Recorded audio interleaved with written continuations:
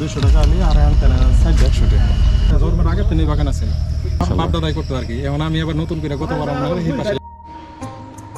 আমরা এখন চলে এসেছি আরেকটি বাগানে।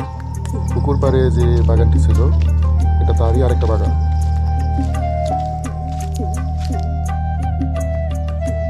আগের বাগানটাতে দেখেছি আনারসের পাশাপাশি কলা ও পেঁপে চাষ করা হয়েছে, কিন্তু এই বাগানটাতে এসে দেখতে পাচ্ছি আনারসের পাশাপাশি কাঁঠাল ও বিভিন্ন ধরনের ফলজ গাছ রয়েছে এখানে। রাবানের আনারসের অনেক সুনাম থাকলেও আমার কাছে মনে হচ্ছে এখানকার আম এবং কাঁঠালও কোনো অংশে কম নয়, কারণ আমার চোখে যতগুলো আম এবং কাঁঠাল গাছ পড়েছে প্রতিটা গাছেই দেখেছি প্রচুর আম এবং কাঁঠাল ধরেছে।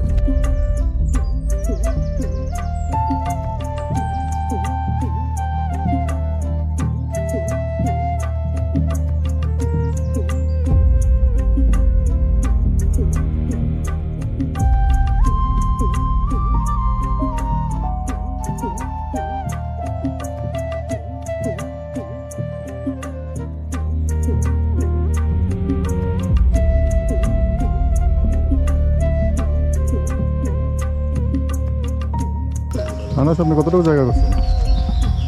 দাদা এইগুলো আমরা গতবার লাগাচ্ছি। আমার জন্মের আগে তিনি বাগান আছে আপনি এইখানে আর কি। আপনার জন্য আগে থেকে? হ্যাঁ হ্যাঁ আমার লাগাইছে পুকুর পাড়ে আর কি। ও আচ্ছা। এই বছর আনারস কেমন হয়েছে? এবছর মোটামুটি ভালো হয়েছে দাদা। আচ্ছা, বড়গুলি আমরা বার পিতাম মানে হালি মানে 600 টাকা 650 টাকা হালি মানে বিক্রি করছে। হ্যাঁ হ্যাঁ এই কালকে বড় ভাইরা নিয়ে গেছে আর কি বলাস। আলহামদুলিল্লাহ মোটামুটি ভালো হয়েছে এই বছর। হ্যাঁ ভালো হয়েছে।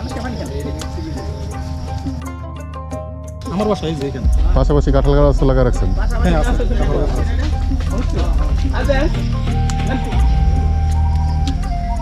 কিছুদিন আগে পেঁপে গাছ ছিল নতুন করে আবার চারা লাগাইছে। ওই আপনার এই পুকুর পাশে?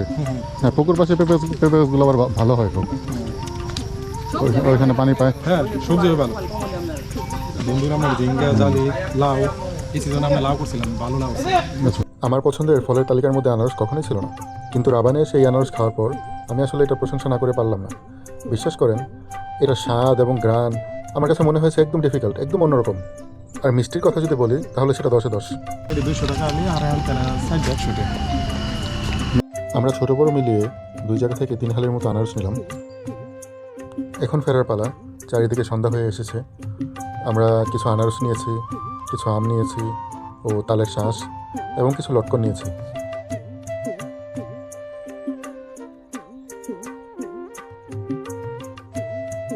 আলহামদুলিল্লাহ অবশেষে চলে এসেছি বাসায়।